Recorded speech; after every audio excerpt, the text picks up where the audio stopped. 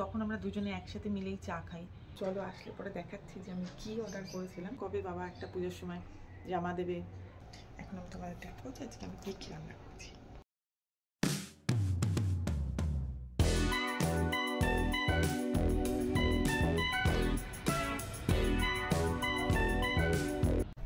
High, good morning সবাইকে। এখন বাজে সকাল 10টা আর আমি এতক্ষণে সময় পেয়েছি চা খাওয়ার। সকালে উঠেছি অনেকক্ষণ আগেই, তারপরে ওঠার পরে মেয়ের স্কুলের টিফিন রেডি করা, ওকে স্কুলে নিয়ে যাওয়া, ওকে রেডি করা, আমার নিজের রেডি হওয়া, এত কিছু করতে করতে আর যে বসে সময় করে একটু আরাম করে চা খাবো সেটা আর সময় পাইনি। এবার ওকে দিয়ে আসার পরে এখন আমি চাটা করে নিয়ে বসেছি, এবার আমি আরাম করে খাবো। অন্যদিন হাজব্যান্ড থাকে তো তখন আমরা দুজনে একসাথে মিলেই চা খাই, কিন্তু যেদিন ওর ডিউটি থাকে সেদিন তো আমাকে একা খেতেই হবে চাটা। তো চলো ঠিকই আছে, মাঝে মাঝে নিজের সাথে নিজের আড্ডা দেওয়াটাও হয়ে যায়, একটু সময় নিজের জন্য বের করা ভালো। আজকে মেয়েকে দিতে গিয়ে একটা জিনিস নোটিস করলাম, ঠান্ডা তো পড়েই গেছে, দুদিন হলো, হ্যাঁ 1-2 দিন হয়েছে এরকম। তো দেখছি সবার শীতের জামা কাপড় বার করা হয়ে গেছে, তো আমার মানে সে বার করব করে আর করা হয়ে ওঠেনি। বাইরে বেরিয়ে যখন স্কুটি চালিয়ে ওকে দিতে যাচ্ছি, বাবারে দেখি তো বেশ ভালো ঠান্ডা পড়ে গেছে।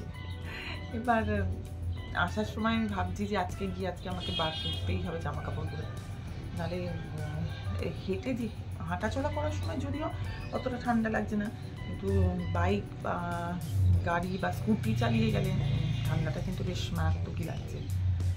তো আজকে তো বার করতেই হবে জামা কাপড়গুলো সব, কিন্তু জামা কাপড় বার করে সেগুলো তো আবার ডাইরেক্টও পরা যাবে না, কারণ ওগুলো রাখার পর একটা বিচ্ছিরি একটা স্মেল বেরায়, তো সেই কারণে আমাকে এখন সেগুলোকে সব বার করে কেচে, তার মানে হচ্ছে আজকেও আমি সেগুলো গায়ে দিতে পারবো না, সেই কালকে আবার শুকোবে। তারপরে একটু আগে ফোন এসেছিলো, আমি একটা জিনিস অর্ডার করেছিলাম, তো ওরা বললো যে আজকে ওটা আমাদের দিয়ে দেবে, আর 8 ঘন্টার মধ্যে বললো ডেলিভারি হয়ে যাবে।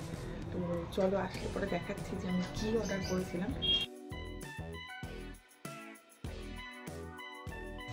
ফাইনালি আমার ওয়ার্ড্রপ চলে এসছে, এই যে ওয়ার্ড্রপটা, এটাই অর্ডার করেছিলাম। ভিতরে অনেকটাই স্পেস রয়েছে, আর আমি দুদিকে দুটো সাইড করেছি যাতে জামা কাপড় অনেকটাই হয়েছে। আসলে ভেবেছিলাম যে আমি একটা আলমারি নেব, কিন্তু আলমারিটা এখানে রাখার মতন জায়গার খুবই অভাব, ঘরগুলো ছোট, তো সেভাবে আলমারিটা রাখার জায়গা নেই।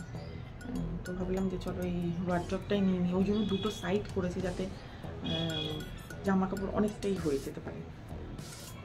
শীতও পড়ে গেছে, এখন শীতের জামা কাপড়ও বেরাবে, প্লাস তোমার পুজোর জামা কাপড়ও সেগুলোও অনেকটাই রয়েছে। আলমারি এখন এমন অবস্থা, মানে একটা রাখতে গিয়েই মনে হচ্ছে যেন হুড়মুড় করে সবগুলো পড়ে যাবে নিচে। তো সেই ভেবেই ভাবলাম যে না, এবার ওয়ার্ড্রপ বা আলমারি যাই হোক একটা কিছু না নিলেই নয়, যেহেতু আলমারিটা এখন আমি নিতে পারবো না মানে অ্যাকচুয়ালি আমি রাখতে পারবো না, আমার জায়গা নেই, তো ওয়ার্ড্রপটা সেই হিসাবেই নেওয়া। জামা কাপড়গুলো একটা একটা করে ওখানে যতটা হয় সেভাবে কিছুটা শিফট করে দেবো, শীতের জামা কাপড় কিছুটা ওখানে রাখবো, তারপরে শীতটা চলে গেলে পরে তো সেই জামা কাপড়গুলো যখন ওখান থেকে বার করে নেবো ওয়ার্ড্রপ থেকে, তাহলে ওয়ার্ড্রপে আরও কিছুটা জায়গা হয়ে যাবে, তখন আরও জামা কাপড় রাখতে পারবো। আসলে এখন তো শুধু পুজো না, এখন সারা বছরই আমরা অনলাইন বলো বা রাস্তায় বেরোলে বলো টুকটাক জামা কাপড় কেনা হতেই থাকে। আগে যেরকম আমরা ছোট ছিলাম যখন, তখন পুজোর সময় হয়তো বসে থাকতাম যে কখন একটা পুজোর সময় জামা কাপড় হবে, কি হয়তো পয়লা বৈশাখে তখন একটা কখন জামা কাপড় হবে, কিন্তু এখনকার টাইমে সব চেঞ্জ হয়ে গেছে। এখন তোমার পুজোর সময় ছাড়াও আমরা এরকম অনলাইনের জন্যই বলতে পারো যে সাইটগুলো দেখছি, কিছু জামা কাপড় হয়তো বা কোনো জিনিস পছন্দ হয়ে গেল, টুক করে সেটা কিনে ফেলি, বা রাস্তায় বেরালে পরেও মার্কেটিং টুকটাক তো হয়েই যায়। কিন্তু আমরা যখন ছোট ছিলাম সেই জিনিসগুলো কিন্তু ছিল না, ওই বসে থাকতাম কবে বাবা একটা পুজোর সময় জামা দেবে, একটা জন্মদিনেও হয়তো হয়তো কোনো সময় মানে কোনো সময় পেয়ে যেতাম, আর একটা পয়লা বৈশাখ। এখন সত্যিই সব চেঞ্জ হয়ে গেছে। এই দেখো, যেমন আমি আজকে ভেবে নিলাম তোমাদের সাথে কথা বলতে বলতে যে আজকে কী রান্না করবো। আজকে আমার কাছে রয়েছে চিংড়ি মাছ, রয়েছে পটল রয়েছে, তো আমি আজকে করে নেবো আলু পটলের ঝোল। ডাল তো আছেই, তার সাথে একটু বেগুন ভাজাও করে নেব। অনেক কিছুই আইটেম হয়ে গেল, কথা বলতে বলতে অনেক কিছু ভেবে নিয়েছি। এখন বাজে দুপুর 1টা, আর আমার রান্না আজকে কমপ্লিট। এখন আমি তোমাদের দেখাবো আজকে আমি কী রান্না করছি। এখানে আমি করে নিয়েছি বেগুন ভাজা, সাথে উচ্ছে ভাজা, এখানে রয়েছে ডাল,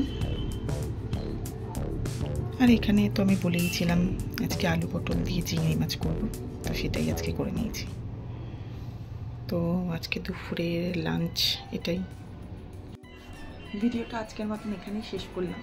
যদি ভিডিওটা ভালো লেগে থাকে তো লাইক আর কমেন্ট অবশ্যই করো, আর তোমরা আর কী রকমের ভিডিও দেখতে চাইছো সেটাও আমাকে কমেন্টে অবশ্যই জানিও, তাহলে আমি সেই রকমভাবে ভিডিও করার চেষ্টা করব।